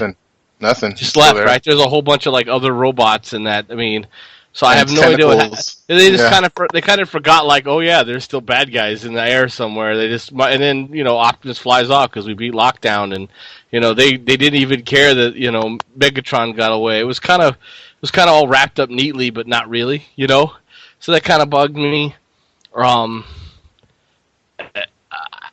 kind of had an issue with that. You kind of summed it up with the whole they could transform more than one, but with Ken Wanabe's character transformed from a helicopter to a car, it right then it bugged me. It really did. I was like, I almost like I missed the part of the movie or something. Like, what happened? How did? Yeah, I was trying to figure out who the other Autobot was. I was like, and it was him. Car? Yeah, that's what I was thinking. Because we have a helicopter and the car. Yeah, and for the most part in the canon stuff, the Autobots were always stuck on the ground, and then the Decepticons were always the flight ones. So that was kind of different too. And I mean, I think that there was some portions of the movie that didn't make sense to me. Was when Optimus is tearing up all that factory and stuff, and just ripping things apart to get revenge, and then the guy comes and talks some sense, go ahead and kill me, and Optimus is like, I'm out. I'm done. I'm not going to do this anymore. And I'm like, again, I don't know. I feel Optimus, he's hope. His character is always hope. You know what I'm saying? I know why they did it, because they had to drive the story so that Mark Wahlberg could be like, you got to believe in us. You got to believe in what we can become, And there was that, because I look at it from story aspects somewhat, there was that difference where Transformers didn't trust humans anymore and humans didn't trust Transformers anymore. So there had to be that bridge that was built. But then Optimus leaves the planet. So I don't know. I mean, there's a lot of things that bothered me. I felt like Optimus, I'll never kill I promise never to kill a human, and then the other guys are fighting, and he was all like, well, I've been wanting to kill a human, just let me do it. And every movie there's some robots I'll shoot them right now, and Optimus is like, no, don't do it. I feel like if they really knew who Optimus was, they would respect him enough not to go, just give me the word, Optimus. He's never going to give that word. They know him well enough to know he's never going to ask him to blow a human away. I think he was close to giving the word on this movie. You know, he was at. I agree. End, you know, like he even just think about like the scene when he first transforms in the barn when Mark Wahlberg's trying to work on him, and he's like, it's almost like he was scared. You know, like he transformed and he's got his gun in his hand and he's like, get away from me, you know, and like, who are you? And you know, like, I'm Optimus Prime. And you know, like it really came across. I mean, even though it was just humans in the barn, that he was like scared shitless. Like he was scared for his life. He was worried. And, you know, I mean, he felt betrayed. He, you know, had spent, you know, the last so many years on Earth protecting humans, and all of a sudden his whole team is being hunted by them. I could understand that betrayal, and I could see how, you know, Optimus might have wavered to the point to be like, you know what, then fuck your race and fuck you, and we're out, you know. And so I could see why Crosshairs was like, give me the word, man, and we're gonna pump these dudes, you know, like, and I could see Optimus being right on the edge of giving that word. It made more sense in this movie it did than the other ones, and I'll give you that. I mean, Peter Cullen is an excellent voice actor anyway, because I actually hurt for Optimus in this one. When he was watching Ratchet get ripped apart, which is another thing, I hated that they killed Ratchet. I mean, it was a cool scene, and it was an emotional scene, but you know, Peter Cullen played off the whole... Optimus was angry, you know, and hurt, and I think he did a really good job. That was like the last original movie, you know, Autobot left, you know, besides Bumblebee and Optimus. Yeah, and that's which you know sets a tone, makes the movie darker. It really does. I think the other thing I didn't like was with the Dinobots. Like, they never transformed back to their other part much to fight. I know there's a part where they're all getting sucked up, and they could have just turned back to a normal form and just grabbed onto a building, but instead there's like this Triceratops with his little flat feet being dragged up the building, and I'm like, what? Why would you just transform? And T-Rex arms. T-Rex arms. So that kind of bothered me. I wanted this. I know a lot of people didn't like it. I liked the way the new Transformers transformed, and I wanted to see some more of that, like I said, this is all small stuff. The movie's great, but I wanted to see some more of that, like, Nanonite box, like, they break apart and come back together in the battle scenes. I wanted to see some more of that, because it was really cool in that scene where Galvatron and Stinger, thank you, where they were all fighting, and they were like kicking butt like that, you know. It was really a cool kind of thing. It was like, what do we do? They transform different than us, you know. And it was a really cool thing, and it seemed like it kind of just got lost in the end. But you know, in the girl character, I didn't really mind her. I mean, there was parts when, like, you know, like he said, where she was kind of dumber than she needed to be, but I liked her. I mean, I felt like she had to be there to pull the two guys together. Mark Wahlberg and Jack Reiner, whatever you said his name was, Reiner, whatever. They had to pull them together more so. I think out of all the movies, though, I like the first one the best, of course, because it has all that nostalgia feeling to me. But out of all the movies, this one had the least amount of things I was upset about. These are just really small things, you know. I liked Mark Wahlberg as the new character. I was getting tired of Shia LaBeouf, or however you say his last name. I mean, the last two movies, he was my least favorite part of the two movies. I liked all the other stuff, but it was like the second movie, he was all like, I just want a normal life and leave me alone. And then the third movie, he's all like, I want to be a Transformer hunter again. I'm tired of having a normal life, you know. And it was kind of like, I don't know. I was just a little tired of him. Mark Wahlberg was fresh. I think the relationship he had with Optimus was very important, because and it kind of like Optimus was more of a father figure in this one. Does that make sense? And Mark was, and they kind of related on that. I mean, I don't know if Bumblebee's really his kid, but he makes a reference to it, you know. I don't know. I mean, I think everything was, those are the only problems I really had. Everything else was really well done. I even liked, you know, some of the bad guys. I liked it all. I mean, I think at some point the government would notice, the FBI would notice, the CIA, who only works on foreign soils, the CIA does, would notice that they're in American soil doing things they shouldn't be doing, but because especially with all the full disclosure that's going on after 9/11, now you have Chicago happening, and you think it'd be more lockdown, you know, where we'd be communicating. And so I felt like the CIA in this movie had a lot of leeway. Like, it almost was like the president was their lapdog. Like, yeah, tell the president to shut up. I'll do what I want, kind of thing, And so, I mean, there was that aspect too. I didn't think was very plausible. Like, they were like killing Americans, and they're like, "Do what you got to do. I'll cover for it." And I don't know. I just felt like the CIA had a little more power in this movie than maybe it should have. Other than that, I love the movie. Yeah, I mean, and then for me, I mean, it's a lot of the same stuff you guys have already hit. I totally share your sentiments, Sean, that it's like it's hard when you see all these characters getting killed in each movie to really make a connection to them. Especially when it's like, I hate that Starscream's not around anymore. Like, I want Starscream. Yeah, I love him. Like, Starscream is a character that should have been around for every single film, and constantly, like, flying around. And, like I said, I did like, I did feel Galvatron got kind of pushed to the side in this one, but I did like the way that they did his origin, and I feel like they will set him up for something way bigger in the next film. And I like that he had kind of the cartoony getaway, like where he's watching the battle on the top of the hill, and he's kind of like, "Okay, you win today, Optimus, but I'll be back next time," kind of thing. And I dug that from a nostalgic factor. I love the way they transformed the new one, the man-made ones. Like I said, I liked that it was different because I felt like it needed to be separated apart and be different from what the real Transformers and Decepticons were. I guess one of my biggest beefs too is like the end of the film is when everything's all done and the day has been saved and Mark Wahlberg's character is with the daughter and everything, and he's like, we got nowhere to live, and Stanley Tucci's like, I can help you with that, and that was all well and good, but the fact of the matter is the CIA had already basically put a hit out on his head, and like, even though the day had been saved, like, it's not like that would have been all cleared up that fast. And no. The guy it's dead. The movie should have ended with him getting arrested. To be honest with you, I mean, it's just like it couldn't have just been that clear-cut happy ending because, like, maybe getting a pardon for the president or something. I don't know. Yeah. I mean, it should have shown some other side of that because, I mean, you saw like when he did the ATM card, like at that one part of the film, and he did it with the drone, and then all of a sudden 50 cop cars showed up.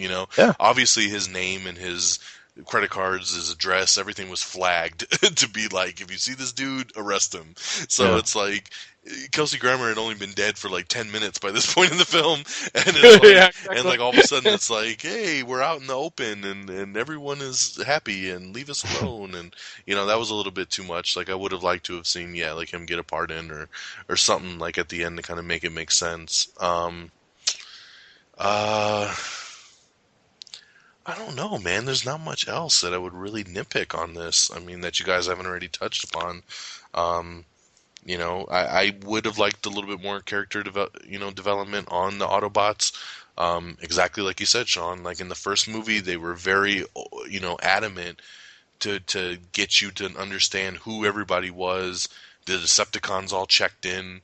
I mean, even in a couple of the other films, like you had Soundwave and everything, and it's like. You had that kind of connection to know, okay, that's who that is, and that's who that is, and you connected with all of them.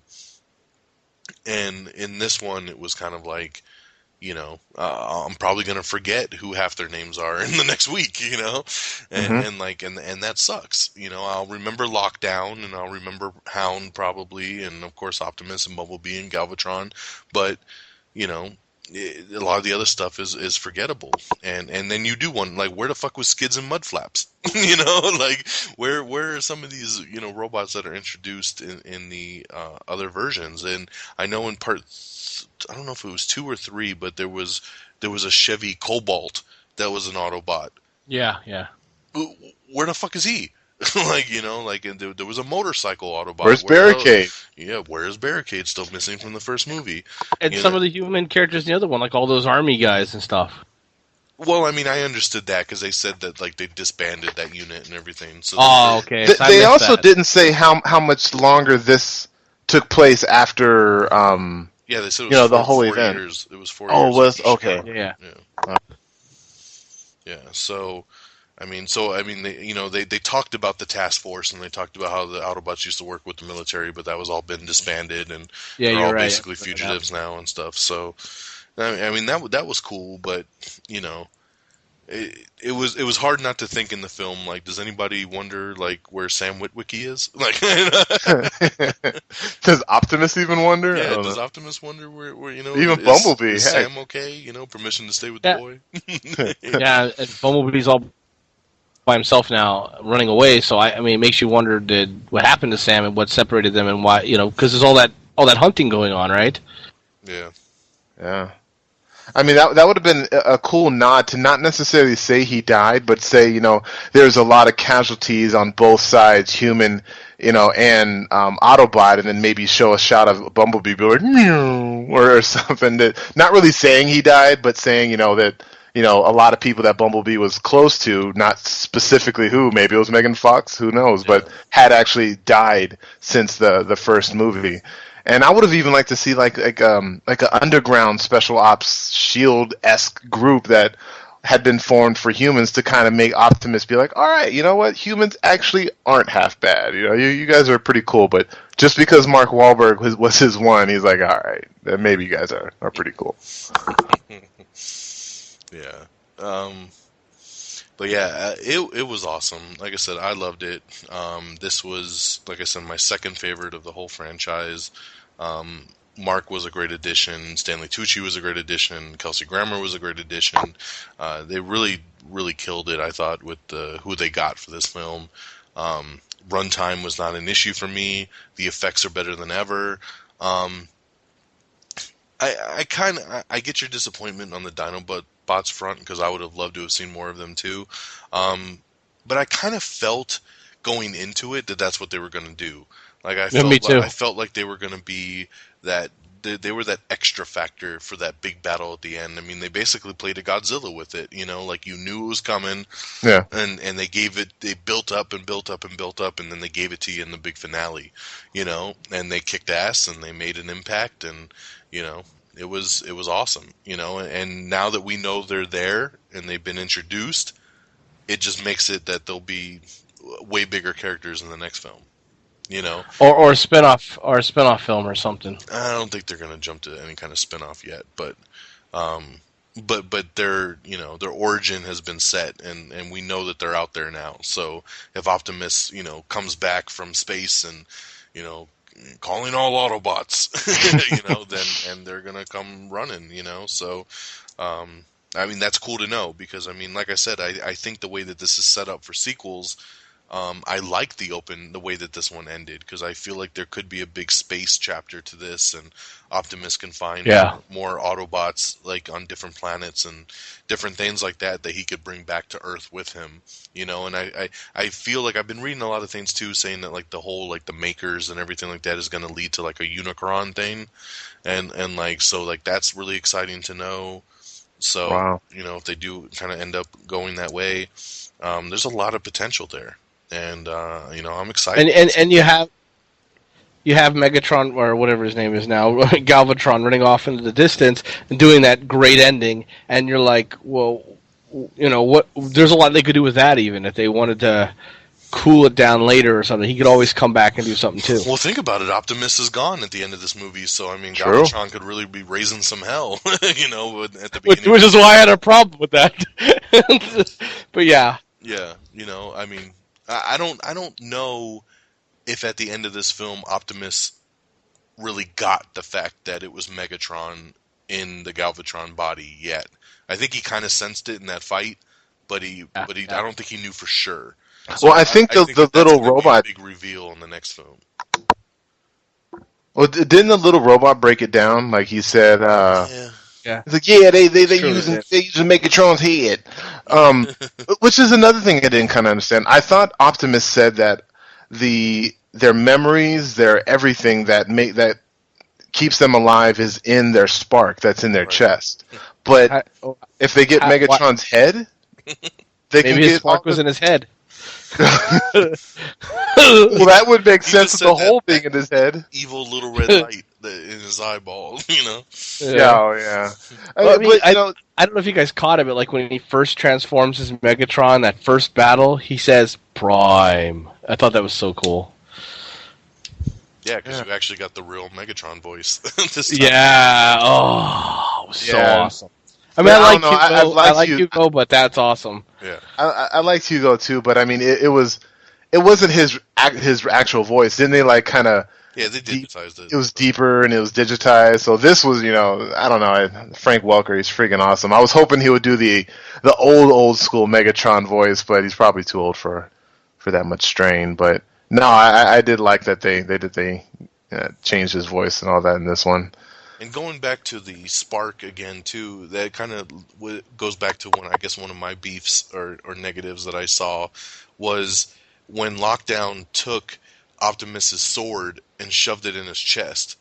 Like, because I felt just like missed his spark. I felt like that would have went right into his spark and killed him because it Blue was right stuff in the middle popped of his out. chest. And blue stuff popped out when he And- stabbed it. I was like, he's dead. and That's what I then thought. And then the daughter just hooks the little hook to the crane, and then they're like, floor it, and it pulls the fucking sword out, which was a really cool scene though, because then Optimus flips, grabs the sword midair, and then fucking slices Lockdown in half, which was awesome. But to me, it's just like I would think a sword in the chest would have been a pretty big beatdown for Optimus to just bounce. And he never had a hole there again later in the movie, which bugged me. And a tow truck has more torque than Optimus's arm, so both arms. But he likes to use tow trucks too in those movies. Yeah, tow trucks and chicks with heels. That's all you need. That's it. That's what he needs every time. It's a tow truck, girl hooking a tow truck to a transformer. Heels and booty shorts. That's it. But no, I totally agree with you, Don. I thought the same thing. Once he stuck it in his chest, I'm like, oh, there goes Optimus again. There goes the That's spark. Yeah, me it. too. That's it. But yeah. Optimus is one resilient motherfucker. That's for sure. And I really thought when he pulled out Ratchet's, I didn't see him break it. I saw his arm just kind of molded over it. So I'm like, oh, he's keeping it for some reason. He's gonna make Ratchet 2.0, Galva Ratchet. I don't know, but no, he again, I don't know. Obviously, they're not going to get into it any further, but I was just, I guess, kind of hoping maybe he was collecting their sparks, and then he would have a collection of all the sparks that he's He could he's have been collecting it because it seemed like that's what he was doing, was going planet to planet and collecting different species and different things like that. So he could have been holding on to the spark as like a relic, because we didn't see it. I mean, you could think like he just covered it up and crushed it, or he just was locking it into his arm. To hold on to safekeeping, but I like it. He just grabbed it right out of his chest. he was so badass. Especially how stealthy and spy like he was in the beginning when he's like his head just comes out like the swamp water, and the green light shining out of his eye, and and he had a little mask over his face. Yeah, that was totally. He was like a little Navy SEAL fucking Decepticon. It was awesome. Yeah. It was very much a Navy SEALs scene, and it was a great reveal because I didn't know they were working together up to that point. Oh, exactly. I didn't even know I who thought he was I thought he was the human made transformer that I had did too. About. Yeah. Yeah, I don't know. And the way he turns his face into that gun, I wish Megatron did something like that or whatever, because it was so cool. Yeah, didn't his whole body become the gun in the very beginning? Like it was like a cannon, right? Yeah. I think that just all came out of his head. Yeah, but I mean, just pretty much, what you were saying. I mean, overall, as many holes as they had in the story, it had great action. The villains, the human villains, I loved to hate them. Even Stanley Tucci, I'll be exactly with Pat. I hated him in the beginning and I liked him at the end, and I didn't like that I liked him, but I'm like, okay, fine, whatever. But Kelsey Grammer was just so good. I can't stand him, but just keep doing it though. Keep doing it. Yeah, it was freaking great. And then also, it's funny. He probably watched all the Everything Wrong With, because he always picks out when movies put timelines like 7 years later, 3 years later, 6 years in the past. But in this movie, it didn't do that at all. So, in the very beginning of the movie when they show all the dinosaurs, and then, moments later you see cars and robots. I'm like, wait, is that dinosaurs now or dinosaurs in the past? No, I'm just kidding. But, it's like they I don't know because they didn't tell me. Yeah, it was so seamless, though. It really was seamless. I mean, it showed that valley that they were in. They turned all into that, and then it was the same valley in snow when they found it where they were at. You kind of just knew, It was well done, I think. Yeah, and what I always say with movies, I love when they don't. I like a lot of foreign films because they do things in films and they don't really tell you why they did it. And it either A, it'll just be forever that mystery, or B, when they make a sequel, they can go deeper into that, and they're like, oh yeah, that is why that was in the first movie. With, like you said, all the creatures inside the ship, like what were all those about? Like why was he had an armory full of all these weapons? Where did they come from? Like Optimus grabbed some. Are they going? He's a knight. Yeah, the shield and the sword. One of your original knights, remember? Yeah. Yeah, because they were the legendary ones, and I don't know, they a lot of unanswered questions. But at the same time, like that ship is filled with lockdowns, minions that I guess are just still waiting for boss to come back. It's like, oh no, I don't know. We go looking for him or what? What do we do? And they flew away or something because he wasn't in the sky after that. Yeah, and then the size of the Dinobots, I thought that was crazy. Like Optimus himself is like the biggest Autobot that I've seen, and he's like comes tiny. up to his knee. Yeah, he's like looking up at him. Which makes the fact that when they get in that fight and Optimus just like bitch slaps Grimlock is like the greatest thing ever. He's this is like bow crawling down, bitch. Yeah, you will follow me. Gets on top of him. Like, if someone smacks me down like that, I'll be like, all right, you can ride me into battle. That's fine. Yeah, exactly. So I mean, there's after that. There's just so many good parts of the movie, and I just, I normally don't like when they make a movie and the story doesn't really make all that much sense, but they compensate with lots of action. And I mean, the X films and the last X film, at Last Stand, and then even the Spider-Man movie. I mean, I great effects, but the movies bothered me, and I kept saying, yeah, people are going to like this movie because it has great effects, and I hate it. And so this movie, I would normally be on that same boat, but I just liked the effects that they had in the movies. Well, it was almost 3 hours, and I never got bored. I don't understand some of the reviews because they're like, it's just nonstop action and it's monotonous, and I couldn't stand through it. And I'm like, what did you come see this movie for? Because its pacing was perfect almost. I mean, it was I always funny see when that it needed for to be funny. pluses on a movie, like nonstop action. Like, okay, great. Nonstop action is bad. It was funny when it was supposed to be funny. And even when you were supposed to care, you cared. When you were supposed to hate somebody, you hated somebody. I can't think of one part in the movie where I thought, wow, that was very unnecessary. I mean, well, actually, when I did say when Galvatron comes down and blows this building up and lands on it, I was like, well, yeah, he was like, he just did that because he could. When he first goes down after Optimus Prime. But, I mean, none of it, I don't know. I mean, it was, I think for a movie that I needed it to be bigger than the other movies, and it was. Does that make sense? It couldn't be just as good, and it couldn't be on the same level. It needed to be bigger, more action-packed, and at the same time, it needed to kind of separate itself from the other films because it's kind of, they wanted to start its own trilogy or its own new saga or just a whole new... I mean, this was basically a mini reboot. Like it was a light reboot compared to the other ones. And, and I like that they went this way. It was kind of like, okay, we're starting a new chapter.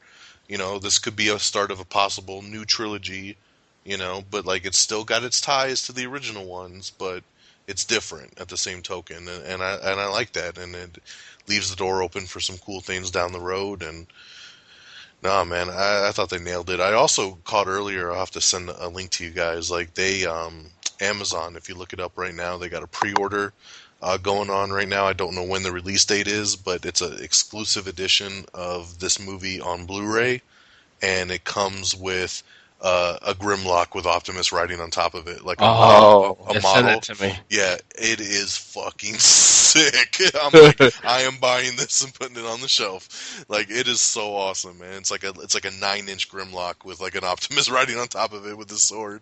And then the Blu-ray comes with it. It's the exclusive like collector's edition packaging. Oh my god, it's so sick.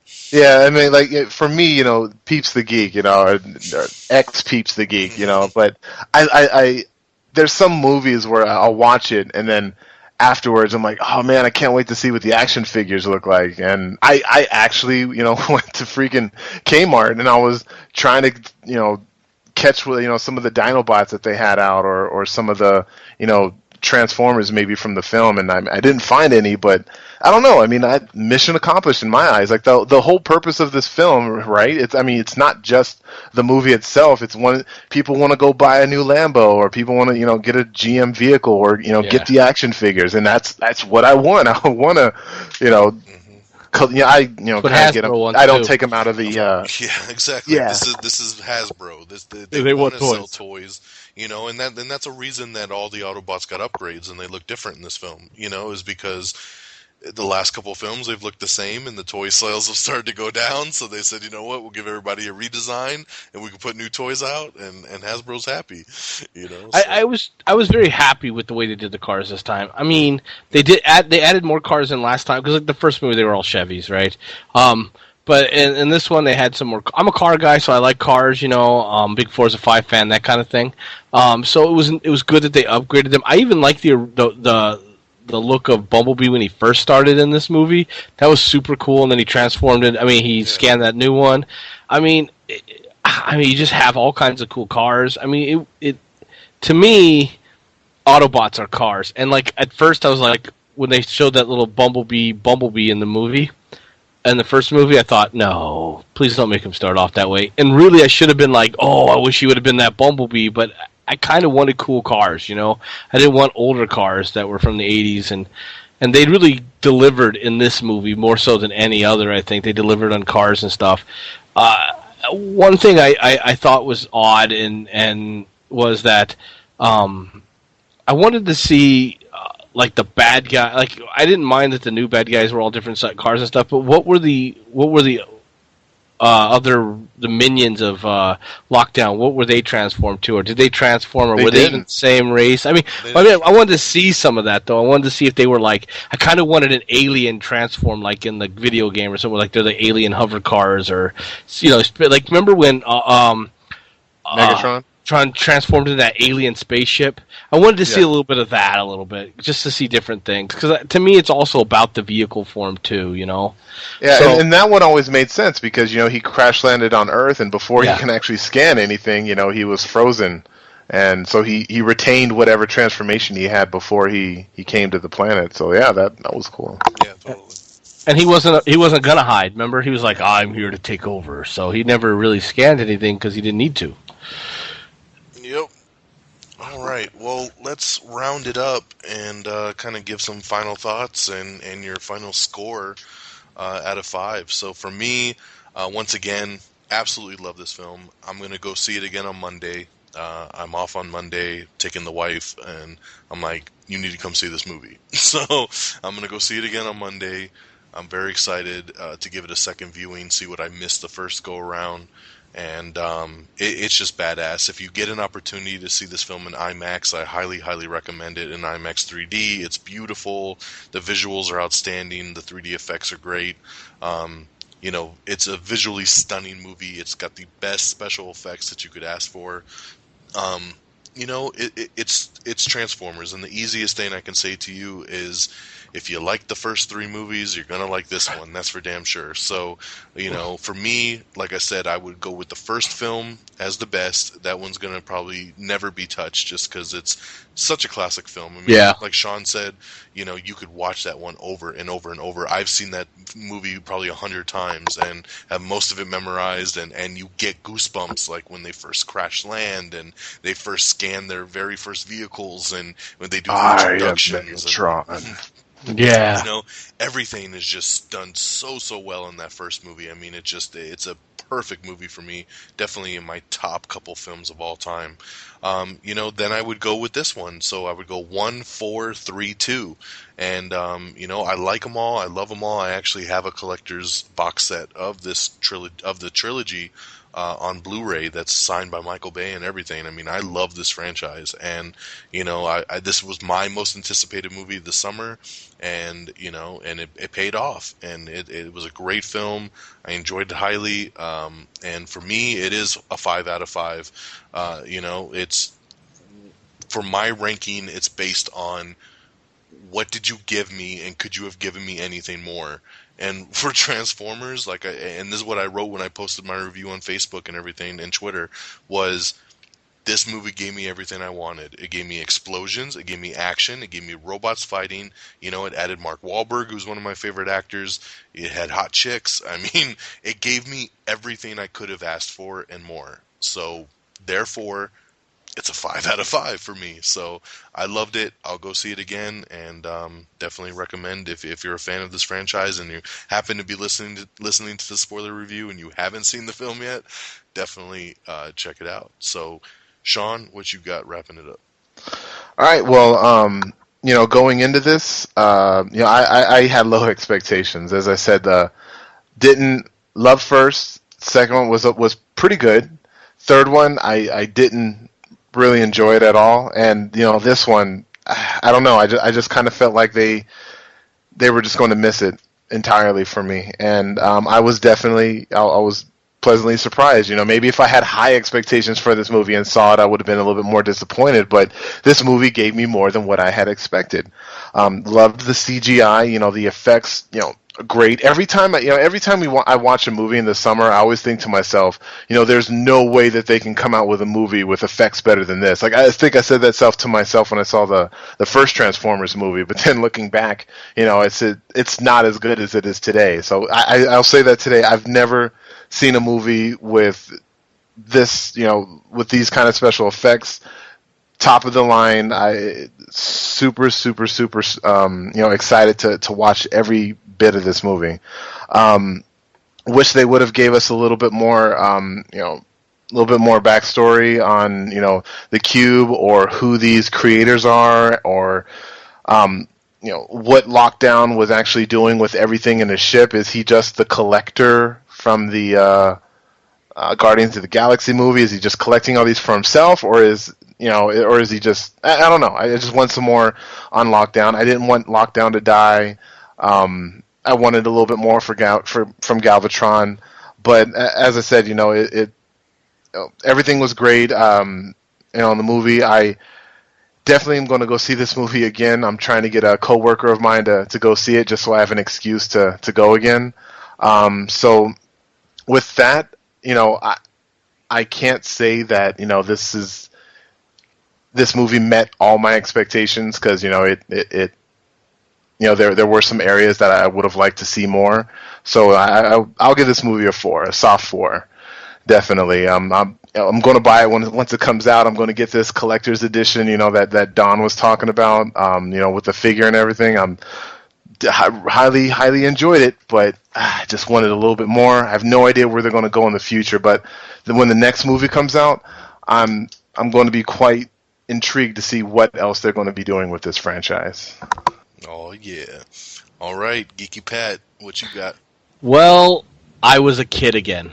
It was the first time in a long time I was really excited when it came to when we were going to see it on Thursday. I mean, work took forever to get through, and then you kept bugging me about it, and I just kept getting more excited and more excited. I was giddy. I was worried that I was going to be way overhyped for this movie, that I was going to go in and see it and be like, oh, they let me down. And it didn't. I mean, I grew up with Transformers as a cartoon. And then the first movie came out, and I remember thinking, oh, this is like I mean, my kids are so lucky they live at a time where they get to have these Transformer movies, you know. It was just so cool. And then this movie kind of brought back what I liked about the first movie again.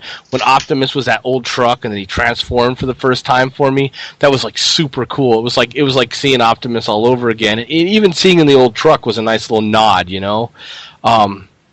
it was everything I needed in this movie. It was bigger. It was faster. It was exciting. It was a rush. Like I said, it's a rocket ride. Everything was exploding, and there's nothing not volatile about a rocket when it launches. It's just shaky, and everything's this quick, excited thing. And that's how this movie was. It was over before I knew it, and I was wanting more.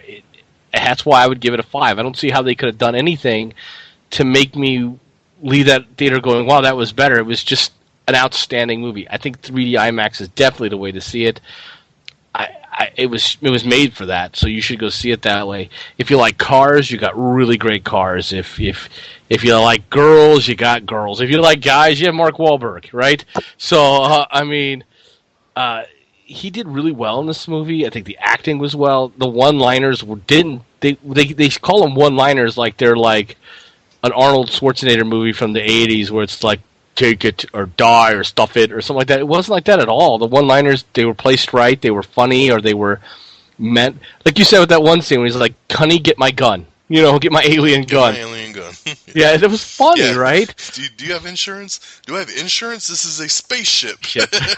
Tell me where I can get insurance on a spaceship. I mean, come on. I mean, it was campy a little bit, but it was well placed. I think the pacing, the direction of the movie. I mean, this is one of the franchise movies where the special effects, like the special effect characters, you forget you're looking at something that isn't there. Yeah. Does that make sense? Your ability to suspend reality is tenfold in this movie. Like, I felt for Optimus. He wasn't really there. I felt for Optimus. Mm-hmm. I forgot he wasn't really there. That's one thing that Michael Bay has done very well is you make a personal connection with these Autobots sometimes. I mean, in the first movie, when they ambush Bumblebee and take Bumblebee down, and he's like, yeah. I almost cried watching that the first time. I'm like, leave Bumblebee alone. And it's like, and then I felt the same way when they were fucking Ratchet up at the beginning of the film. I'm like, oh my god, not Ratchet. And I'm like, this is a fucking big fake CGI robot. And I'm like, it's like emotional connection to it, I'm sad every time Optimus gets hurt because he's such a good guy. And I'm like, it's just so funny, man. Like, but that's what shows you like how good this franchise is at times, that you can make a connection to a giant CGI robot. Is it there? That's awesome. Yeah. So for me, I definitely think it's a 5 out of 5. I would say go see it. If you're looking, I don't know what you could get more out of an action movie. I mean, I've never went to an action movie that had such a awesome story anyway. I mean, Taken didn't have a great story. It was awesome, right? I mean, all the Takens are pretty much someone gets kidnapped, he goes to save them. I think he gets kidnapped in the second one, and then anyway, I don't know. The whole thing is, in this movie, everything I needed was there, but it wasn't just there because it needed to be there like in an action movie. It was there in big, bold letters. It was flashy, it was cool, it was hot, it was everything I needed this movie to be. And so it lived up to my expectations and then some. So I guess I'm a little different than maybe you guys. For me, the Dinobots was really actually a great added on. I knew they were in the movie, but up to that point, I wasn't missing them. You know what I'm saying? And then when they showed up, it was like really cool because of the way they showed up. So it wasn't like I was like, man, they really need Dinobots in the scene. Everything was paced very well, I think. Even the things that I have gripes about didn't take away from this movie one bit. And I can't say that about a lot of action movies because ultimately action movies aren't about character development or caring about what's going on. It's about the action. And this movie was able to do both. I was able to care about characters that don't really exist. I was able to care about the humans. I was even able to care about how the villains were, like with Tucci's character and stuff like that. And even Kelsey Grammer. I wanted to know more about him. I wanted to see more about him on the screen. It was a different experience for me when it comes to an action film. So I don't know where these critics are coming from. And I kind of think they all just kind of get together and jump on one bandwagon or something because I'm starting to feel like it's kind of like this franchise has now become the punching bag for critics to be like, this is the cool thing to do. If you're a good critic, then there's no way you could like a movie like this because it doesn't give you what we need from and it's just ridiculous. Like I said, if you can't just go to a movie and shut your brain off and enjoy it for what it is, you need to reevaluate shit. You know, like I want a critic that's going to judge the movie for what it is and the fan base it's intended for. You know, if I watch, you know, a kid flick, and even though it's not obviously not meant for me, I can watch it from that angle and be like, that was a good film for kids, you know, and review it on that platform. But most critics don't do that. They review it from one point of view, and every movie needs to match up to that. And that's just the downside to this, because, you know, it's just one of those things. Jokes it's on them. Not Gone with the Wind. Yeah, and it's not trying to be. Yeah, and the joke's on them because it's going to make so much money, and it's going to make them look silly. Well, there you go, guys. It's just about 2 hours, and we have talked about Transformers: Age of Extinction. So, in our roundtable discussion, you got 2 5 out of 5s and a 4 out of 5. So, I think that's a pretty clear indication from 3 different people that this is, if you take this movie for what it is, you're gonna enjoy it. And I hope that you did enjoy it, and that's why you clicked on this link to listen to this show, so you can hear some different opinions and views on the film.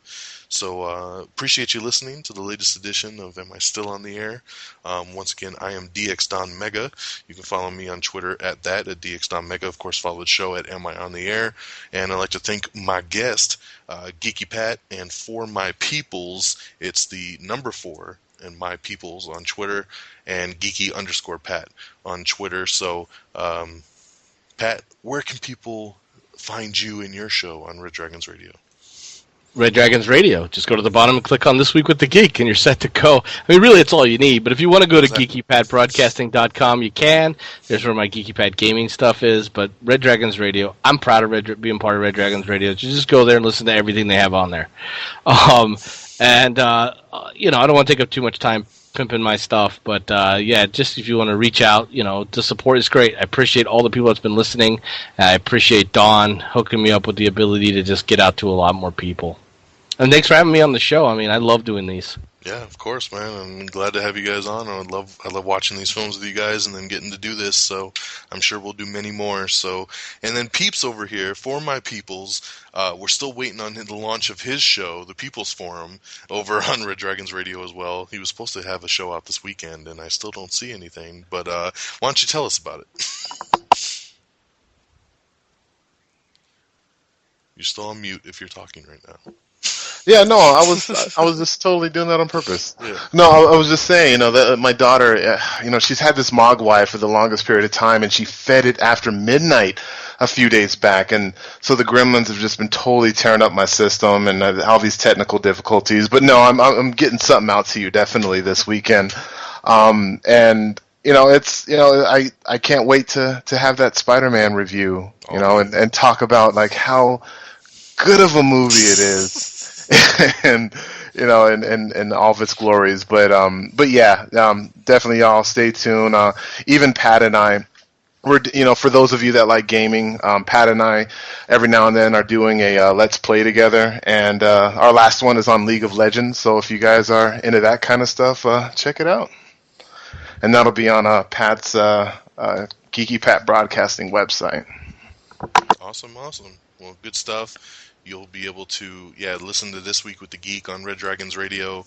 The People's Forum will be on Red Dragons Radio. Of course, Am I on the Air? And Am I Still on the Air is on Red Dragons Radio. So you can listen to everything right there in one place. You can check it out on iTunes, the whole 9. So once again, check out amiontheair.com. Tomorrow night, the 29th, we'll have a brand new edition of the regularly scheduled Am I on the Air? The regular Am I on the Air, not Am I Still on the Air? Am I on the Air? Bringing you up to speed with the latest in entertainment news. Lots to talk about. Lots been going down. Didn't do a show last week, so got 2 weeks worth of news to get caught up on. So see how I can get that done, since I've been working early this weekend, and hopefully I don't crash out mid-show tomorrow. But thanks again for tuning in and checking out this special Age of Extinction Transformers 4 Am I Still in the Air spoiler review. Till next time, peace. Peace out. Autobots, roll out!